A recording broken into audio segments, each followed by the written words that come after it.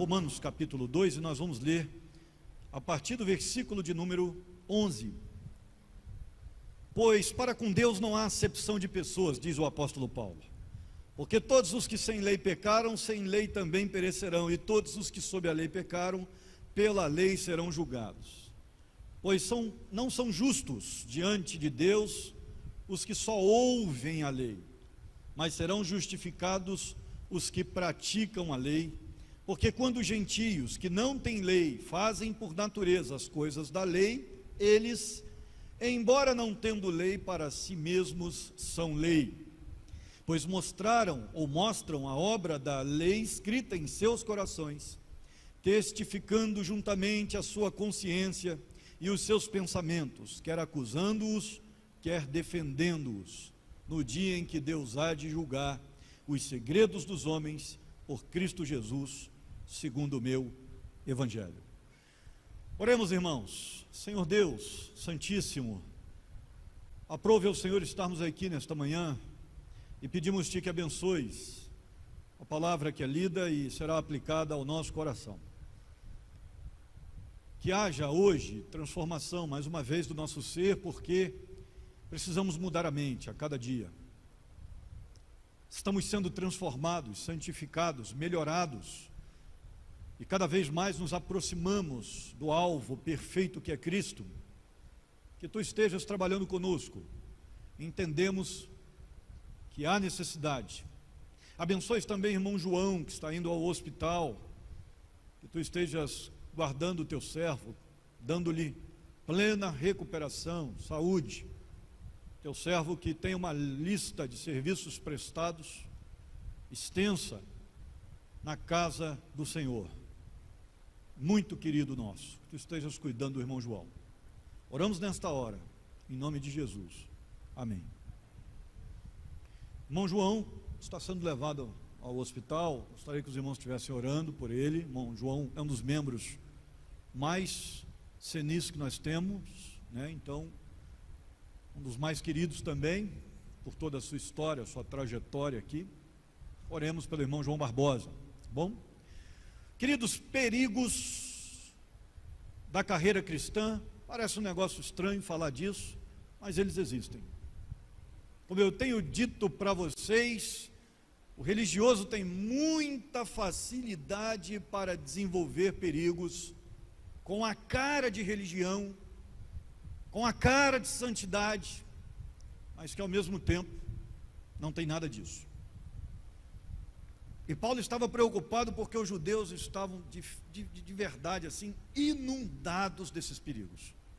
E como a carta aos Romanos era uma carta que visava pastorear o coração de uma igreja que continha romanos e judeus, ou pelo menos judeus e o resto do mundo presente, há quem diga, então, gentios e judeus faziam parte do rol de membros daquela igreja de Romanos, e eles precisavam ser pastoreados. Mas antes de qualquer menção mais específica, de qualquer estudo mais profundo sobre a realidade da salvação em Jesus, o apóstolo Paulo tinha uma missão difícil pela frente: desconstruir tudo aquilo que pudesse atrapalhar a compreensão da salvação em Jesus. E os judeus estavam cheios de elementos assim. Eles tinham muitas coisas que os impediam,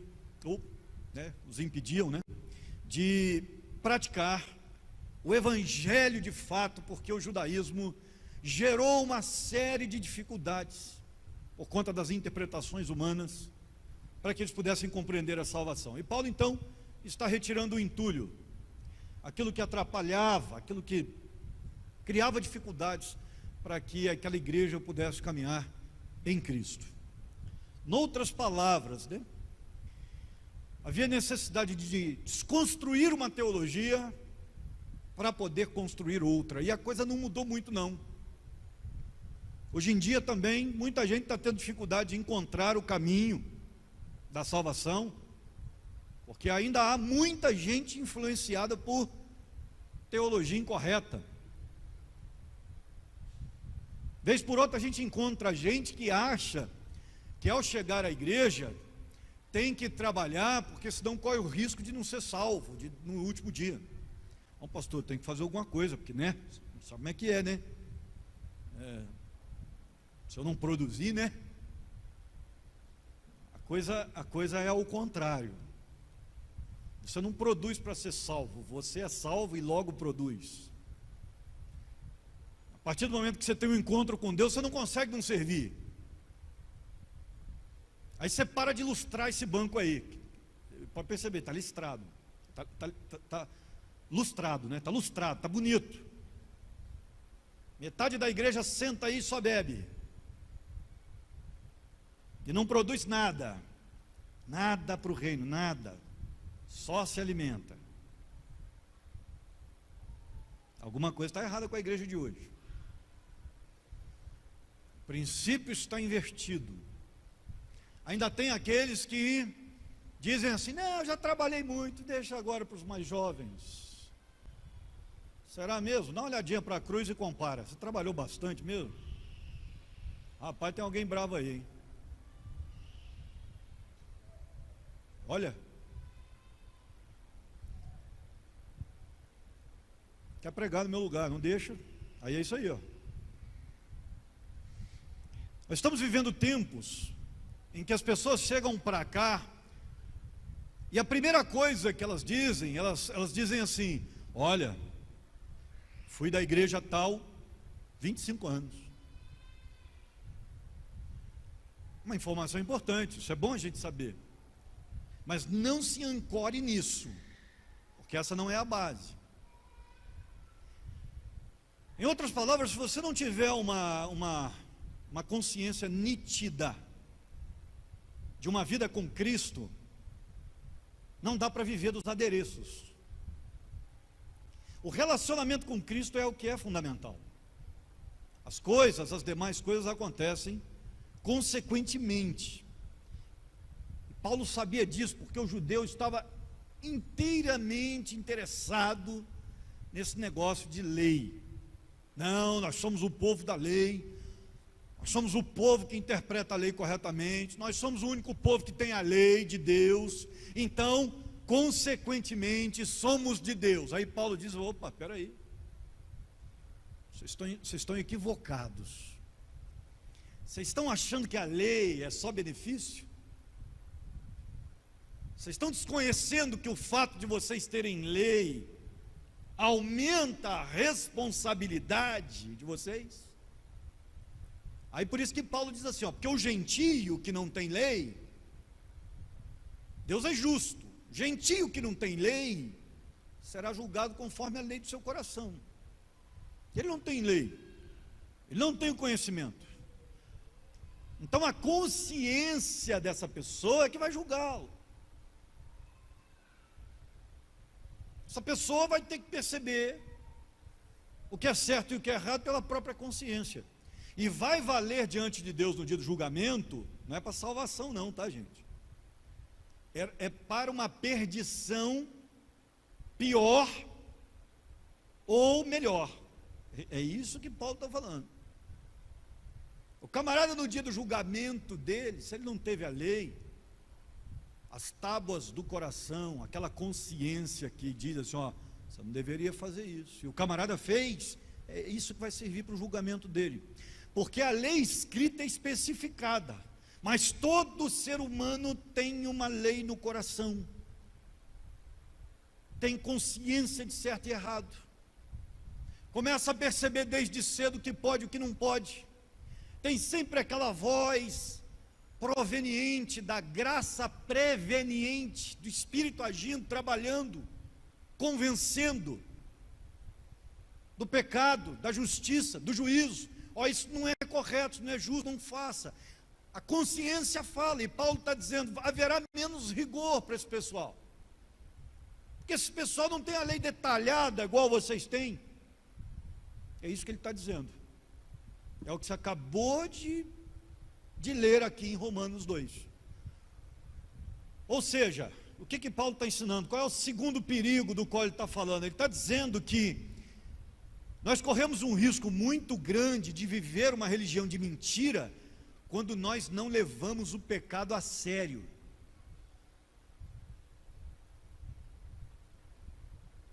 Por conta da nossa suposta posição diante de Deus. Porque hoje em dia está muito em voga o camarada dizer assim: ah, mas Deus tem misericórdia, né? Deus me entende, né? Em outras palavras, o mundo estava dividido entre judeus e gentios. A lei fora dada aos judeus, não para os gentios.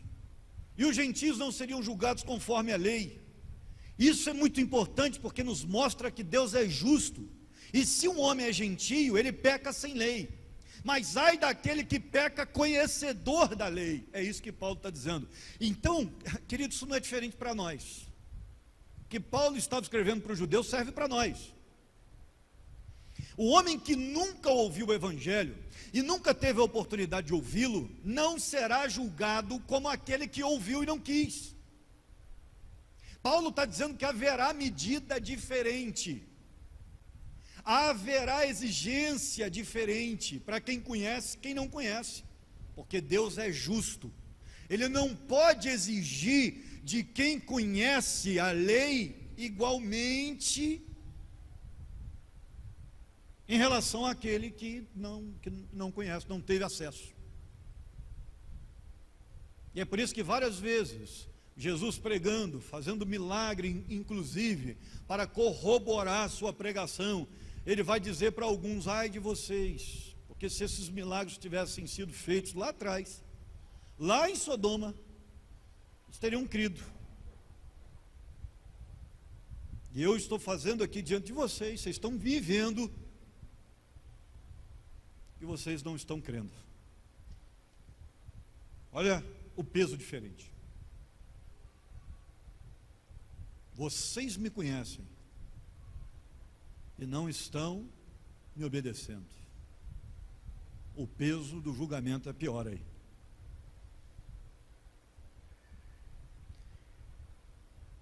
Nós precisamos entender que diante de Deus não há favoritos. Deus é justo. Inclusive é uma coisa que está sumindo dos nossos púlpitos brasileiros: a justiça de Deus.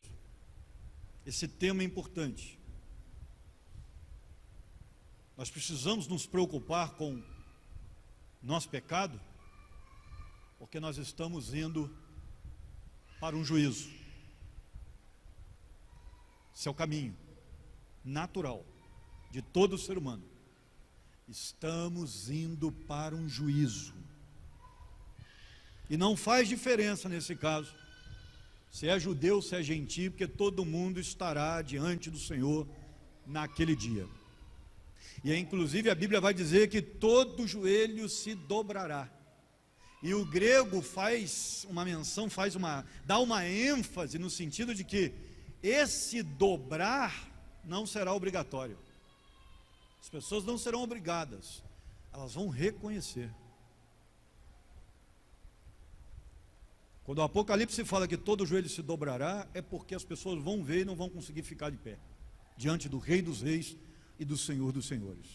Ou seja, todos estaremos lá. E portanto, não adianta voltar-se para Deus e dizer: ah, mas o senhor está esquecendo daquilo que eu sou, o senhor está esquecendo da minha história, olha o que meu pai fez por essa igreja, olha a minha mãe. Deus é justo. E Ele vai cuidar especificamente de você.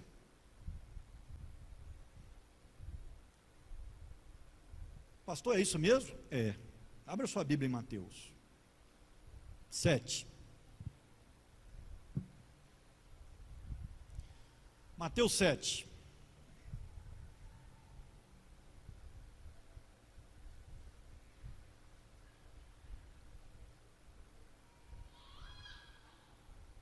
Garotada hoje está animada, hein?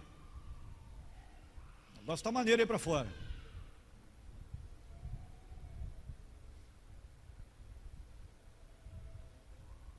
Mateus capítulo 7, versículo 12. A Bíblia diz assim, ó: portanto, tudo que vós quereis que os homens vos façam, fazei-lhe também vós a eles, porque esta é a lei e os profetas. Entrai pela porta estreita, porque larga é a porta, espaçoso o caminho que conduz à perdição, e muitos são os que entram por ela. E porque estreita é a porta e apertado o caminho que conduz à vida, e poucos são os que a encontram. Guardai-vos dos falsos profetas, que vêm a vós disfarçados de ovelhas, mas interiormente são lobos devoradores. Pelos seus frutos os conhecereis. Colhem-se porventura uvas dos espinheiros ou figos dos abrolhos? Assim toda árvore boa produz bons frutos, porém a árvore má produz frutos maus.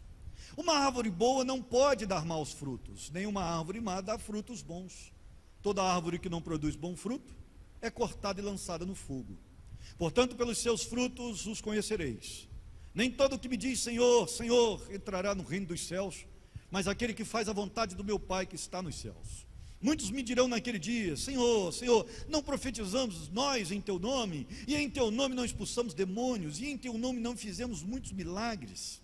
Então lhes direi claramente: nunca vos conheci, apartai-vos de mim, vós que praticais a iniquidade. Todo aquele, pois, que ouve estas minhas palavras e as põe em prática, será comparado a um homem prudente, que edificou a casa sobre a rocha. Desceu a chuva, correram as torrentes, sopraram os ventos, e bateram com ímpeto contra aquela casa. Contudo, não caiu, porque estava fundada sobre a rocha. Mas todo aquele que ouve estas minhas palavras e não as põe em prática, será comparado a um homem insensato, que edificou a sua casa sobre a areia. E desceu a chuva, correram as torrentes, sopraram os ventos, e bateram com ímpeto contra aquela casa, e ela caiu, e grande foi a sua queda. Fica muito evidente para nós que a vida prática é a evidência da sua fé. Você não é crente. Eu estou fazendo um esforço tremendo estudando Romanos com você, para explicar isso para você, já há alguns finais de semana. Você não é crente porque frequenta uma igreja, e nem é crente porque leva um nome de uma denominação. Você sequer é crente porque o seu pai é crente, sua mãe é crente. Você só pode dizer que é crente quando Jesus Cristo de fato transformou a sua vida, você se arrependeu dos seus pecados e vive em santificação constante. Porque tirando isso, você está sem chance. Pode frequentar todos os cultos, se não for transformado, se de fato não obedecer ao Evangelho pelo poder de Deus, que não é pelo seu poder. Se você tentar sozinho, você não vai conseguir. Por isso que tem que converter, por isso que tem que ser regenerado, o interior tem que ser transformado, porque senão você não consegue fazer vontade de Deus. O homem natural não entende as coisas do Espírito, como é que ele vai praticá-las? Se ele nem entende. Eu me lembro quando eu me converti, que muita coisa eu fazia sem entender, mas por que não pode? E eu não conseguia entender por que não podia, não tinha noção, não tinha... Mas eu entendi que desde o princípio eu tinha que obedecer, menos que eu não concordasse. Esse é o problema dessa geração. Essa geração, ela quer chegar no gabinete e falar assim: mas eu não concordo. Eu disse: mas quem é você na fila do pão para concordar ou discordar com alguma coisa? E eu tenho dito para alguns jovens e adolescentes aqui: você não precisa concordar não, tá? Se você só obedecer, está ótimo. Já está maneiro. Eu não quero que você concorde. Só obedecer já está bom. Porque eu sei o que é isso. Eu também não concordava com muita coisa. Mas só obedece só, enquanto você não entende, só obedece. Porque o crente precisa entender de uma vez por todas, que se ele é crente, ele vai ter que obedecer. A palavra de Deus é um negócio que a gente não discute. A lei é lei, e é para todo mundo. E a Bíblia fala que alguns perecerão. A ideia aqui é de julgamento e depois uma vida longe de Deus. O padrão que Deus aplica ao judeu é mais alto, é mais severo, porque os judeus conheciam a lei. O pecado para o judeu foi definido claramente. Foi codificado, só está aqui. 613 mandamentos nos 5 livros de Moisés. Estão aqui, claros. O que você vai fazer e o que você não pode fazer. E aí vem Paulo e diz: e por isso, nós judeus, para nós a exigência é maior. Vocês estão achando que isso é vantagem? É isso que Paulo está dizendo. Vocês estão achando que é vantagem. Vocês têm a lei, então por isso vocês são povo de Deus, porque Deus deu a lei para vocês, e está tudo certo. Não, querido, é o contrário, nossa responsabilidade dobra.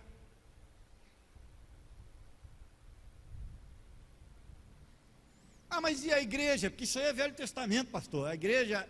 Ah, é? Abre a sua Bíblia aí, Lucas 12. Lucas 12.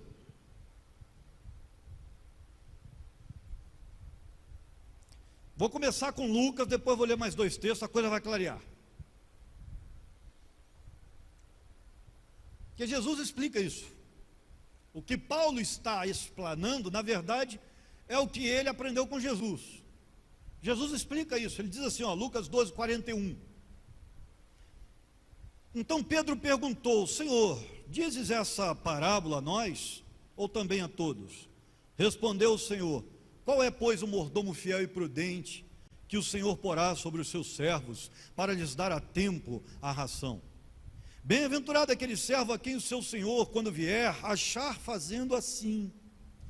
Em verdade vos digo que porá sobre todos os seus bens. Mas, se aquele servo disser em teu coração: meu Senhor tarda em vir, e começar a espancar os criados e as criadas, e a comer, a beber e a embriagar-se, virá o Senhor desse servo num dia em que não espera, e numa hora que não sabe, e cortá-lo-á pelo meio, e lhe dará a sua parte com os infiéis. O servo que soube a vontade do seu Senhor, preste atenção, e não se aprontou, nem fez conforme a sua vontade, será castigado com muitos açoites. Mas o que não a soube e fez coisas que mereciam castigo, com poucos açoites será castigado. Daquele a quem muito é dado, muito se lhe requererá, e a quem muito é confiado, mais ainda se lhe pedirá. Pegou o detalhe? Ou tem que desenhar? Quanto mais você conhece, maior é a sua responsabilidade. Ô pastor, então se é assim, é melhor não saber de nada. Vai para o inferno. E se não souber de nada, não vai conhecer o Evangelho. Como é que faz? O melhor mesmo é conhecer e obedecer, você resolve o problema. Ou você acha que não tem vontade de fazer um monte de coisa que a lei não permite? Você sabia? Antigamente eu escovava os dentes e deixava a torneira aberta. Não esquentava a cabeça de fechar aquele negócio. E ia escovando o dente, porque eu tinha preguiça de fechar a torneira e abrir de novo. Eu sou um cara muito prático, e o cara que é prático, ele tende para preguiça, então ele tem que tomar cuidado. Perder tempo é coisa que não pode acontecer. Aí teve um dia que eu estava estudando mordomia cristã, e a mordomia cristã estava falando do nosso cuidado. Nós somos mordomos no planeta de Deus, e que nós temos que cuidar das propriedades do planeta, dos seus elementos. Então, quando a gente desperdiça os nossos recursos naturais, nós estamos deixando de ser bons mordomos. Nunca mais eu escovei o dente da mesma forma. Agora eu vou e fecho a torneira. É um negócio simples, mas se eu não fechar, eu sinto que eu estou desobedecendo. Pegou o detalhe? É obediência o dia inteiro, o tempo todo. São coisas simples. Quando eu me casei, eu gostava de brigar. Você não quer brigar? Então vamos brigar então. Deixa comigo.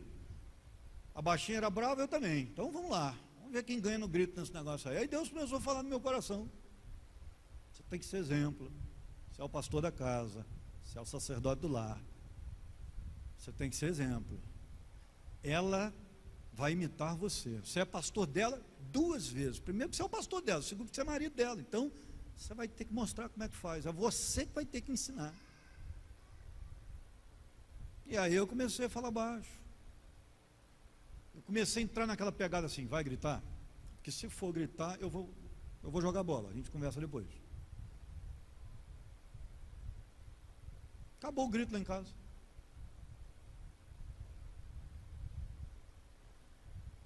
É o dia a dia, é a prática do negócio. É o tempo todo. Lembrando, gente, que eu tenho 20 anos de casado. Eu casei com 24, Beatriz com 19. Nós éramos novinhos demais. Teríamos dificuldades mesmo. 2 Coríntios, capítulo 5. Vamos fortalecer esse pensamento aí.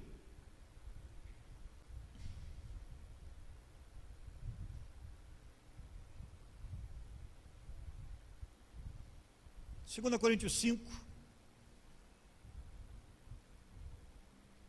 a Bíblia diz assim, versículo 9: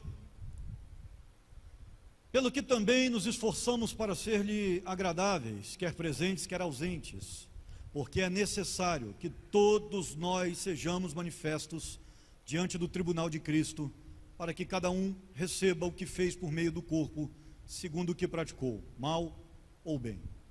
1 Coríntios capítulo 3.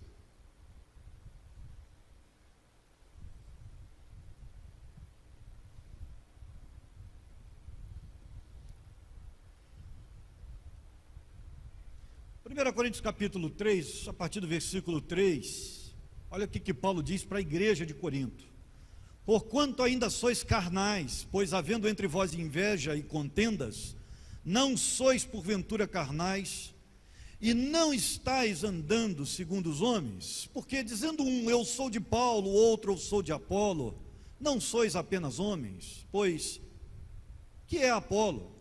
O que é Paulo? Senão ministros pelos quais crestes, e isso conforme o que o Senhor concedeu a cada um. Eu plantei, Apolo regou, mas Deus deu o crescimento, de modo que nem o que planta é alguma coisa, nem o que rega, mas Deus que dá o crescimento. Ora, uma só coisa é o que planta e o que rega, e cada um receberá o seu galardão segundo o seu trabalho. Versículo 11: porque ninguém pode lançar outro fundamento além do que já está posto, o qual é Cristo Jesus. E se alguém sobre esse fundamento levanta um edifício de ouro, prata, pedras preciosas, madeira, feno, palha, a obra de cada um se manifestará, pois aquele dia a demonstrará, porque será revelada no fogo, e o fogo provará qual seja a obra de cada um. Se permanecer a obra que alguém sobre ele edificou, esse receberá galardão. Se a obra de alguém se queimar, sofrerá ele prejuízo, mas o tal será salvo, todavia como que pelo fogo. Vai ter gente que vai entrar no céu com a pele chamuscada, mas vai entrar assim, na rapa do tacho, na escória da história. Só vai entrar porque o cara é salvo pela graça, porque senão não entrava. Porque nós temos pessoas na igreja do Senhor, queridos, que não produzem nada. E aí, desse pessoal que não produz nada, nós temos 2 tipos. O que produz nada e sabe que não produz nada e, portanto, não reclama de nada. Esse pessoal ainda é um pouquinho melhor. Ele não ajuda a carregar o piano não, mas se ele chegar um dia aqui e encontrar o piano branco, ele fala assim, eu não estava aí, não achei que ficou legal, mas também não tem direito à opinião, porque eu não ajudei nesse negócio. Mas tem aquele cara que não ajuda e ainda faz questão de atrapalhar. Prejudica. arruma furdunço. Ele chega aqui e diz assim: pastor, a palavrinha contigo? Sim. Quem foi que pintou esse piano de branco? Absurdo pintar o piano de branco. Por que pintaram o piano de branco? Eu disse: não, meu irmão, porque o pessoal achou melhor. Eu disse: pastor, mas isso é um absurdo.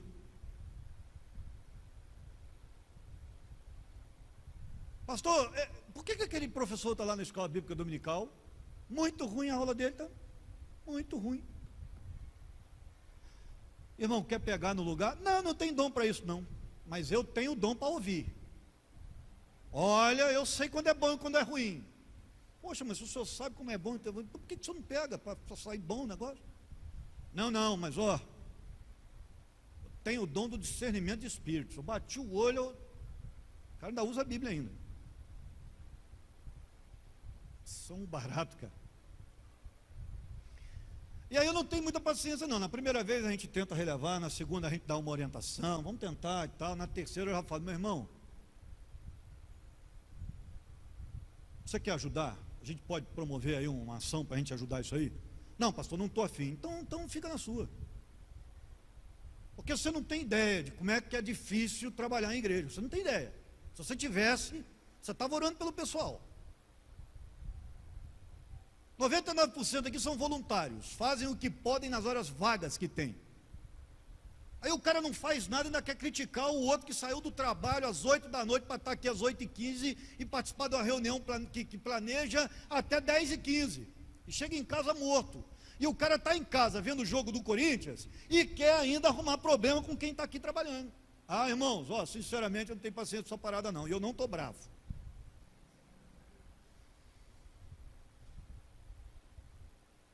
É porque o pessoal acha assim: não, alguém falou alguma coisa essa semana com o pastor. Não, meu irmão, deixa de ser desconfiado, é só Deus falando com você.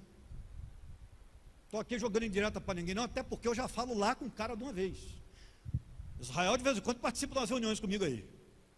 O pessoal marca um gabinete, né? Vou levar o Israel comigo. Aí traz o Israel. O Israel sabe, pergunta o Israel. Se tiver que falar, eu falo, cara. E se não tiver nada para falar, eu também não falo não tem nada para falar.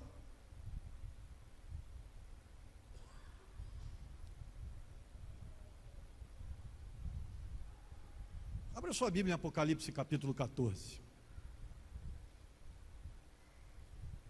Se você sair daqui hoje pensando assim: rapaz, eu tenho que começar a gerar fruto aí, tenho que começar a trabalhar, fazer alguma coisa para Deus, porque eu sou convertido, eu estou enterrando meu talento. Já está bom, valeu.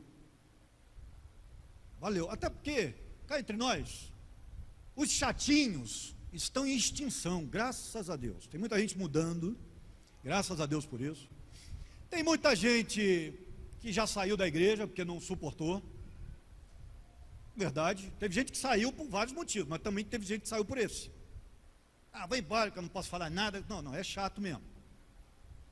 E enquanto a gente está carregando o piano, a gente não quer um chato buzinando no ouvido da gente, não. Porque o cara senta na cadeira e fica assim: leva o piano para a direita, leva para a esquerda, põe aí. Ah, não, gostei não, põe lá. E a galera carregando. Ah, meu irmão, você acha que se você sentar aqui na escadinha e ficar assim: chega para a direita, espera aí,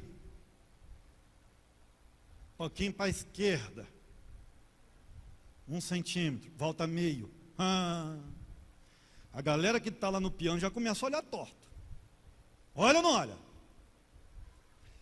E de repente o cara é um diplomático, tipo Douglas assim, ele não vai falar nada não.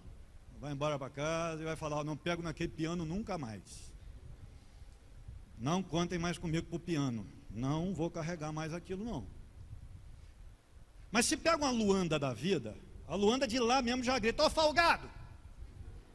Como é que é? Você vai ficar daí direita, esquerda, não vai vir aqui não?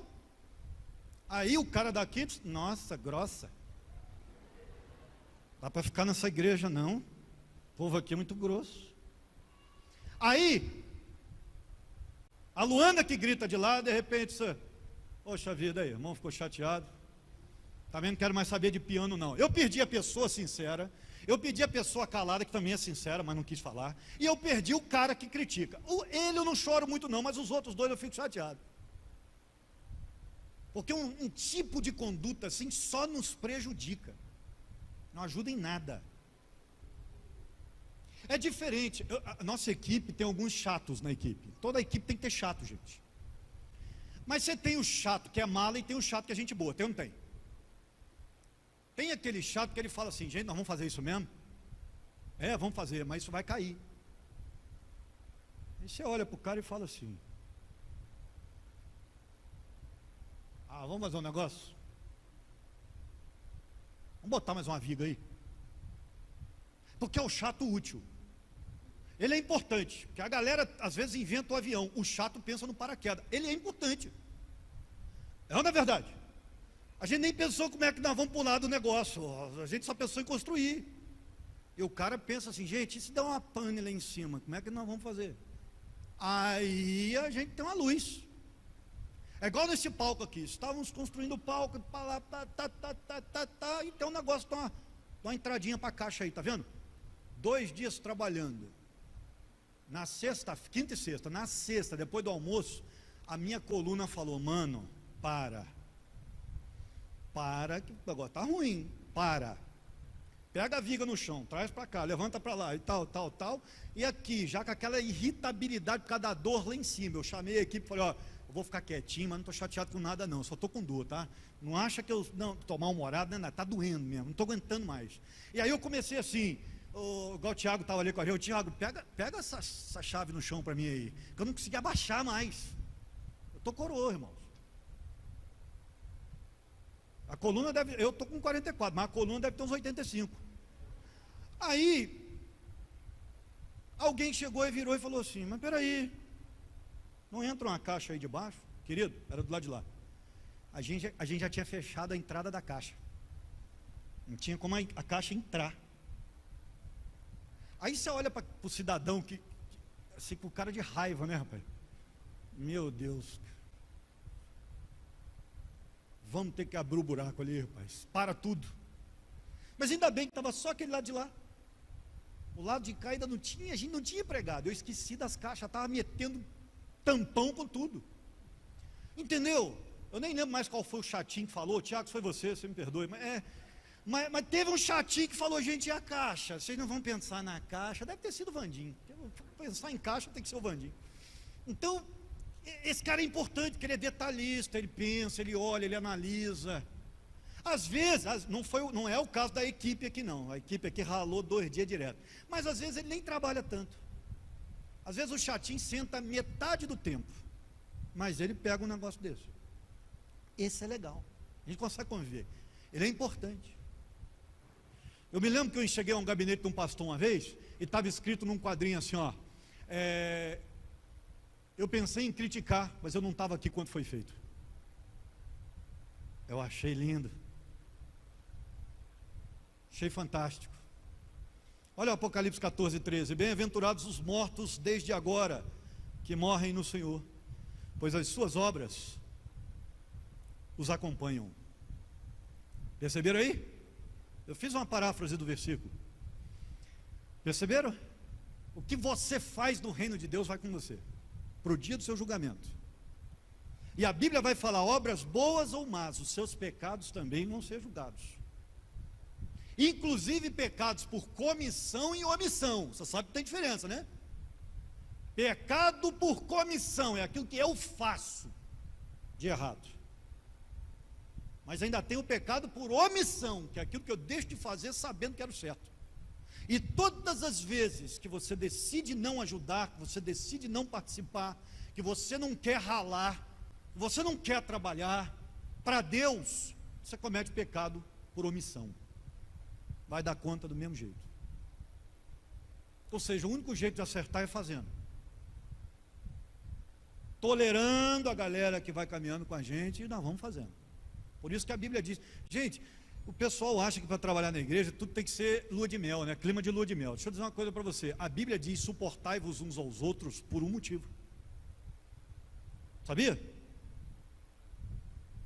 Porque tem gente que a gente bate o olho e como a minha mãe dizia quando era católica, o santo não bate. Não tem esse negócio? Eu não sei qual é a origem dessa frase, não, deve ser alguma coisa horrível, mas É que você olha para a pessoa e você fala assim, primeira reunião que eu tive aqui na igreja, com a liderança da igreja, aliás, a primeira reunião já na comissão, eu já, vai dar ruim. Porque a pessoa queria determinar que eu tinha que ter filho. É mole? Perguntas da comissão, pastor tem filho? Não. Por quê? Por opção.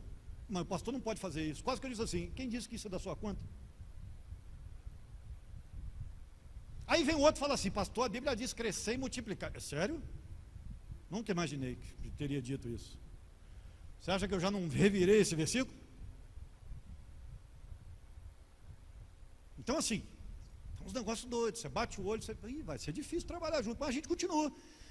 Eu não desisti do ministério por causa desse pessoal. Sabe por quê, meu irmão? Quando eu desisti, embora dá vontade, é porque a Bíblia tem 4 coroas prometidas aos servos de Deus, sabia? É coroa de glória. Eu esqueci as outras 3, mas tem 4. É para essa hora querer lembrar é complicado. Mas a Bíblia fala, a coroa que não está preservada.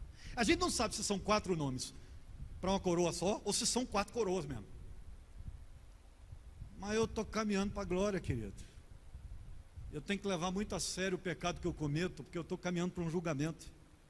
E as minhas obras precisam caminhar comigo. Então deixa eu perguntar uma coisa para você. O que você tem feito na vida? Coisas contra Deus ou coisas para Deus? Porque meio termo não existe. Não estou fazendo nada, não estou pecando demais da conta, não estou andando em pecado, mas também não estou trabalhando. Não, você já está pecando. Lembra do pecado por omissão? Você já está pecando já. Sua vida já está em pecado, se você não coopera com nada. Então pense bem, o banquinho aí, onde você está sentado, já está lisinho. Está certo? Sabe por que eu estou investindo nesse negócio do banco? As 2 pessoas já comentaram comigo isso. Pastor, cheguei aqui para a igreja, toda vez que o senhor falava que eu estava lustrando o banco, eu falava, gente, eu não posso continuar assim. Eu falei, rapaz, eu vou investir nesse negócio, o negócio está dando certo. As 2 ou 3 pessoas já me falaram isso, cara. O senhor falava do banco, me dava um negócio ruim no coração, estou aqui, não estou fazendo nada, pastor, quero trabalhar. Oh, glória, maravilha. Esse negócio do banco está dando certo. Dá uma olhada para o banco aí, está lisinho? Já está bom, tá? Já está. Se você tiver, dá até para pentear o cabelo aí já. Pode levantar, pode fazer alguma coisinha. As suas obras precisam seguir você para o julgamento, querido. E elas precisam ser boas. Você está indo para o julgamento. Você não vai querer ser salvo na escória da história, né? Mesmo passando pertinho do fogo, vai querer entrar no céu com essa moral baixa, né? Vamos fazer a obra de Deus. Vamos orar? Deus, obrigado pelo privilégio de ouvir a Tua palavra, que possamos crescer através disso, que nos tornemos servos do Senhor, praticantes da lei do Senhor, não somente ouvintes, e que em nome de Jesus possamos nos desenvolver gradativamente para a glória do Teu nome e crescimento do Teu reino. Nós oramos em nome de Jesus. Amém.